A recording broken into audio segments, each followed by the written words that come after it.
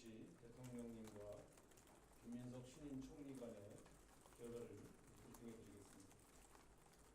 대통령께서는 먼저 김민석 국무총리에게 특히 안보 분야에 더 유념해 달라고 당부했습니다. 만전을 기해달라고 당부하셨습니다. 산업재해, 또 인재라고 불려질 수 있는 자연재해, 교통사고 등에서 사망사고를 줄일 수 있도록 특별히 조정 관련해서 아래와 같은 분야를 넷째, 행정부 및 국정상황 점검, 기타 대통령님이 지시하고 임하는 사항을 국무총리의 주 업무에 대한 논의도 있었습니다. 확보하기 위한 대책을 강구하라고 대통령께서 지시했습니다. 적극적으로 이 문제 국무총리는 본인이 에이펙 준비위원회 위원장으로서 이 관련된 상황을 간략하게 보고하셨고 그렇습니다. 올해 광복 80주년 행사 관련하여 지난해 여러 가지 광복회 등 여러 가지 약화함으로 논의하셨습니다. 네.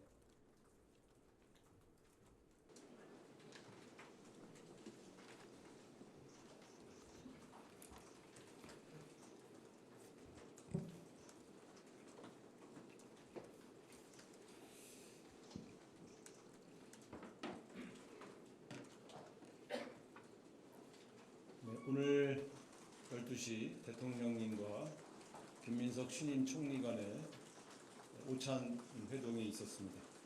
결과를 브리핑해 드리겠습니다. 대통령께서는 먼저 김민석 국무총리에게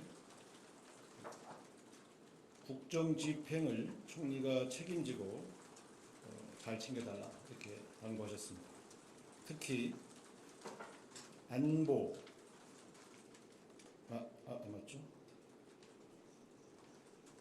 안보, 질서, 민생 등 분야에 더 유념해 달라고 당부했습니다.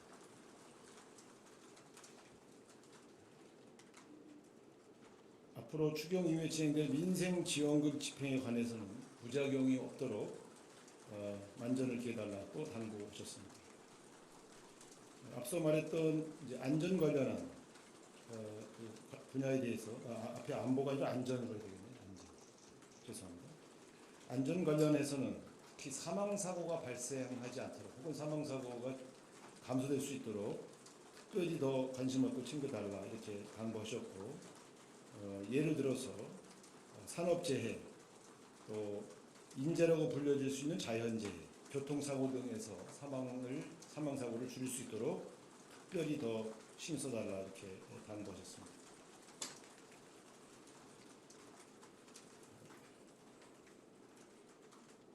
국무총리는 국무총리의 업무 조정 관련해서 아래와 같은 분야를 국무총리가 더 전담하는 그러한 업무로 진행하겠다고 보고했습니다. 대통령님이 제시한 국정방역 후속 점검. 둘째, 신규 및 장기 의제 발굴. 셋째, 사회적 갈등 의제 해결. 넷째, 행정부 및 국정상황 점검. 기타 대통령님이 지시하고 임하는 사항을 국무총리의 주 업무로 조정해서 집행해 나가겠다 이렇게 보고했습니다. 개별 사안에 대한 논의도 있었습니다. 최근 국내 인재들이 빠져나가고 있다고 하는 보도와 관련해서 AI, 바이오 등 분야에 최고급 인재를 확보하기 위한 대책을 강구하라고 대통령께서 지시하셨습니다.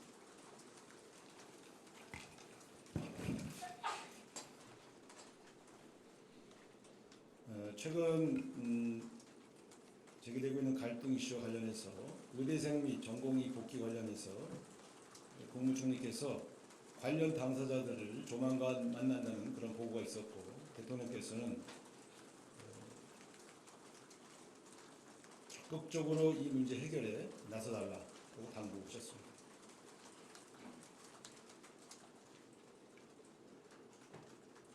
국무총리는 본인이 에이펙 준비위원회 위원장으로서 이 관련된 상황을 간략하게 보고하셨고, 대통령께서는 현재 진행 상황이 아무래도 여러 가지 차질이 있을 수 있는 만큼 현장까지 방문하는 등 만전을 기해달라고 주문하셨습니다.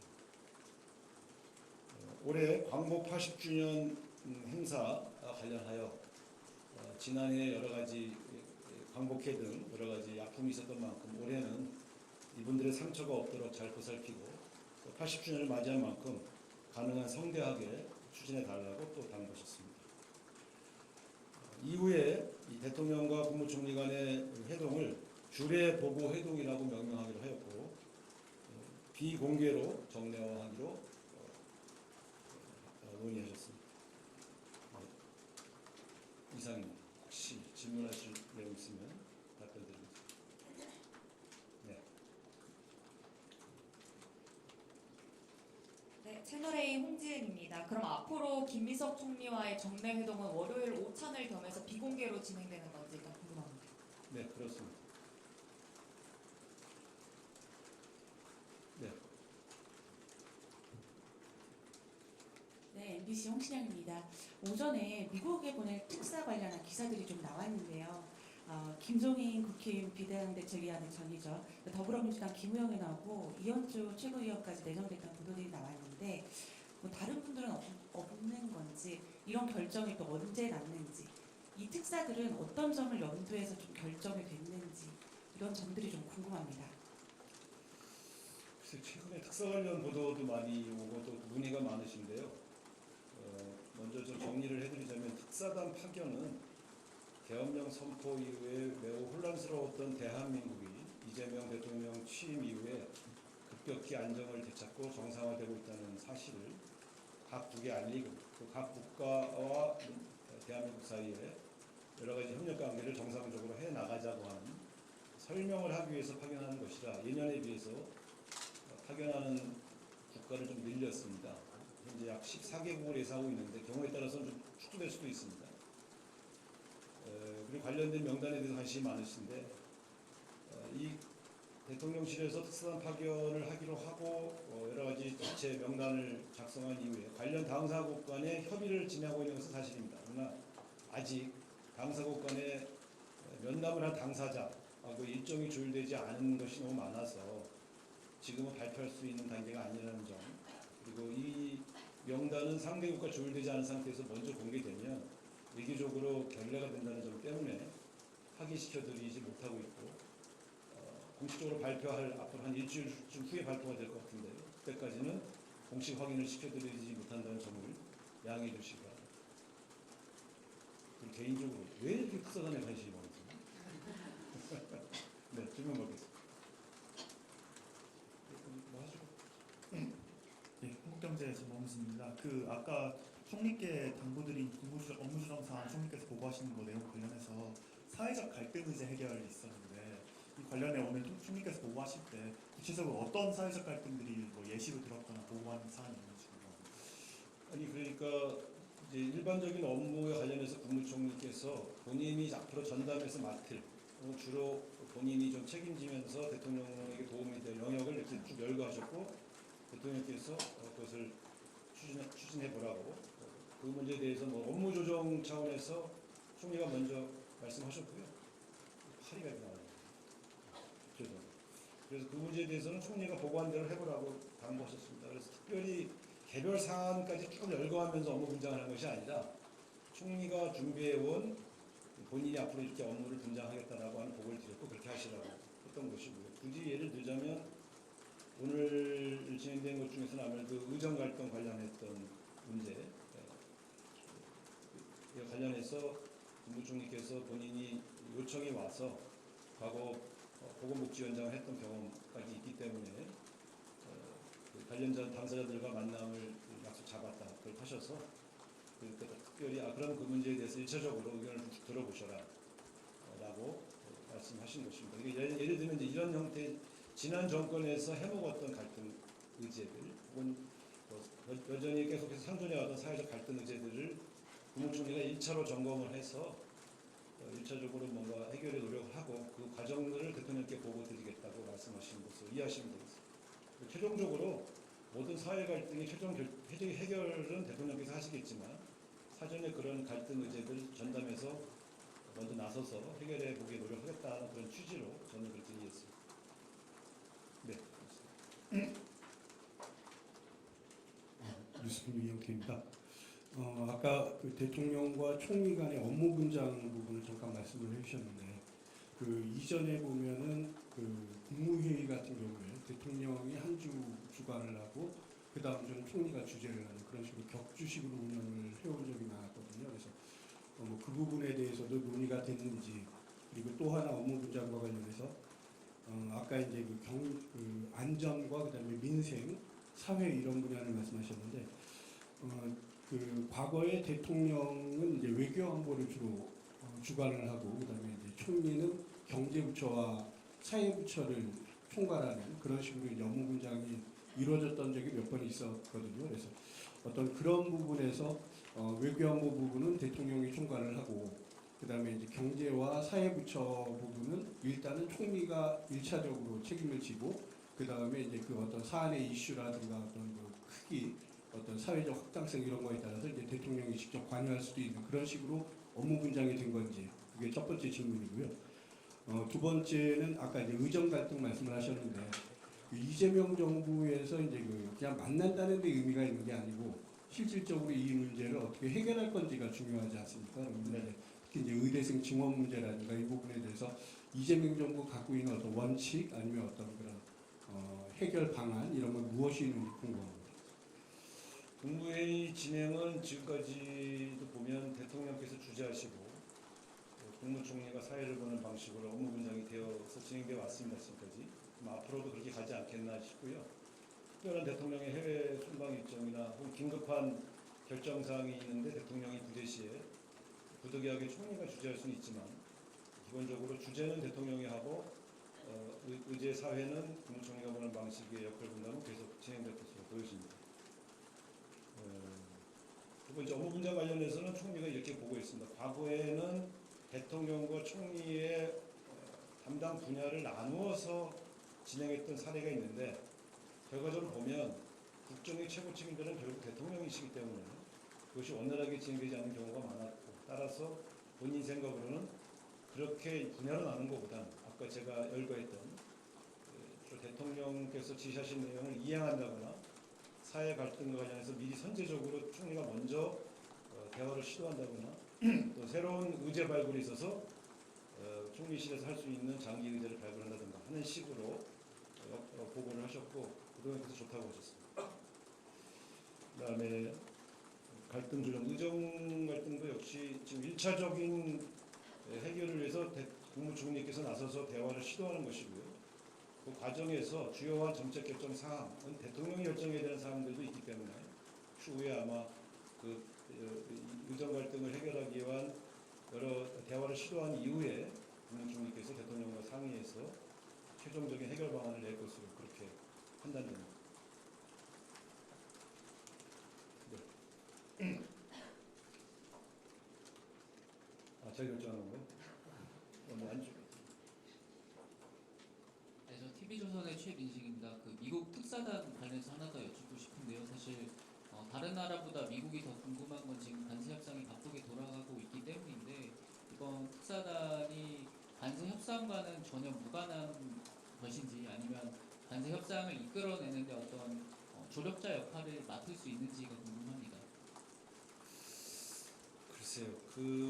원래 이제 특사가 이번에 특사단들의 임무는 대통령 취임 이후에 아까 말씀드렸던 그런 목적으로 파견되는 것이기 때문에 그 당사자 국가의 특별한 의제를 해결하기 위한 협상단 성격을 띠지는 않습니다.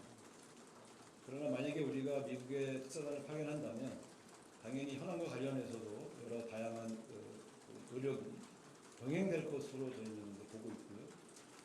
지금 이 특사단뿐만 아니라 공식 비공식 채널들을 계속 뚫고 있습니다. 그래서 미국과의 관세 협상 해결을 위해서는 하나의 채널만으로는 하나의 채널만으로 움직이는 것보다 다양한 형태의 공식 비공식 관계들을 복원하면서 협조를 구하는 것이 바람직하다는 판단하에 진행되고 있다 이렇게 말씀드리고요. 그래서 이 특사단이 의미도 있지만 또 이 특사단이 또 특별한 임무를 갖는다 이렇게 해석하시는 건 조금 과도할 수 있을 것 같습니다.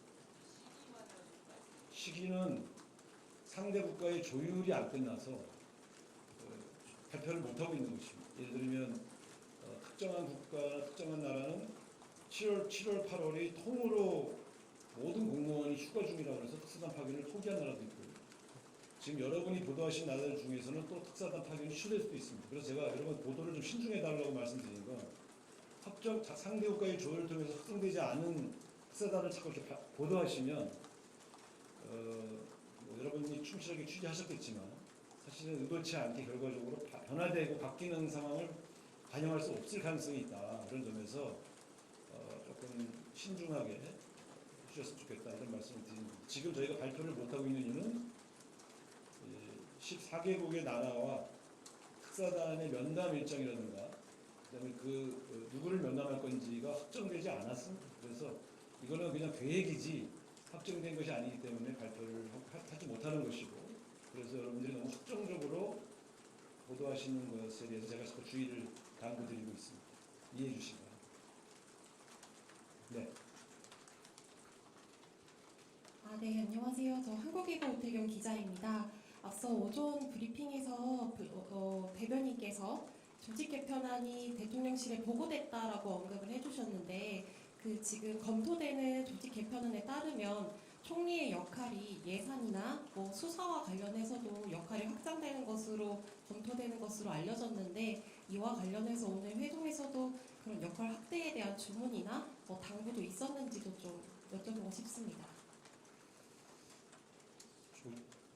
국정기획위원회에서 논의되고 있는 조직 개편안이 공식적으로 보고된 바는 없습니다.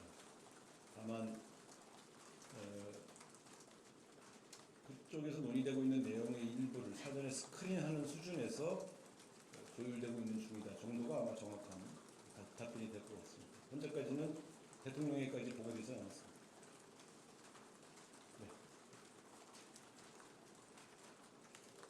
예, 감사합니다. 이대일 김유성이고요. 전날 비서실장이 빠른 내각 인선을 위한 여러 국회 협조를 당부를 했는데, 혹시 오늘 대통령께서 정무수석께 말씀하신 바가 있는지, 또 아니면은 또 정무수석께서는 앞으로 이걸 어떻게 좀 조율해 나가실지에 대한 부분 말씀해 주시면 좋을 것 같습니다. 오늘 만남에서는 인사 관련된 논의는 전혀 없습니다. 네, 안녕하십니까. 데일리 한국 박준영입니다. 사회 갈등 해결은 대통령께서 하시겠지만 1차 점검은 총리가 하시겠다고 하셨는데요. 예를 들면 광주 전남 타운홀 미팅에서 나왔던 군 공항 이전 문제처럼 사회 갈등에 대한 범주가 지역 현안까지 포함되는 건지 궁금합니다. 저희들의 분류 기준으로 보면 광주 군공항 문제는 사회 갈등 이슈로 보지는 않고요. 어쨌든 정책적 결의 차이로 인한 지연 이 정도로 보는 게 맞지 않겠습니까? 그래서 광주공항 문제는 사실은 대통령께서 직접 방문하셔서 관련 단체장들과 함께 있는 자리에서 논의되었고, 그래서 사실상 대통령 국정과제가 된 것입니다. 이 문제는 대통령이 책임지고 해결한다는 약속을 국민들에게 드린 것이다 이렇게 이해하시면 될 것 같습니다. 그리고 그에 따라 지금 빠르게 진행되고 있습니다.